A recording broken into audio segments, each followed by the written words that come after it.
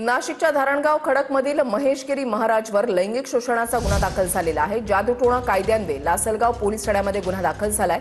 उपचाराच्या नावाखाली पूजाविधी करून फसवणूक केल्याचा आरोप आहे। महेशगिरी महाराज फरार आहे। मठाच्या परिसरात शुकशुकाट पाहायला मिळतोय।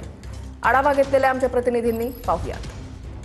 नाशिकच्या निफाड तालुक्यातील धारणगाव खडक या ठिकाणी जे तर ते एक भोंदूबाबावर गुन्हा लासलगाव पोलीस ठाण्यात दाखल झालेला आहे। आपण पाहू शकतात का आता मी त्यांच्या आश्रमाजवळ या ठिकाणी आलेला असून हा प्रति गाणगापूर म्हणून या ठिकाणी या आश्रमाची ओळख निर्माण केलेली आहे।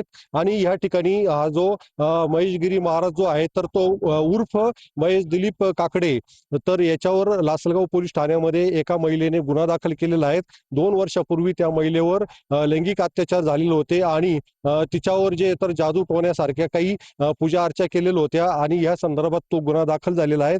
आपण या ठिकाणी पाहू शकतात का दर गुरुवारी या ठिकाणी या बाबाच्या माध्यमातून या ठिकाणी दरबार भरवला जात होता। मात्र आता त्याच्यावर गुन्हा दाखल झाल्यामुळे या ठिकाणी आपल्याला शुकशुकाट पाहायला भेटत आहे। त्यानंतर त्याला निफाड येथील न्यायालयात हजर केले जाणार आहेत आणि पोलीस त्या ठिकाणी किती दिवसाची पोलीस कस्टडी तपासासाठी घेतात, तर या ठिकाणी आता याकडे जे तर त्या सर्वांच्या नजरा लागलेल्या आहेत।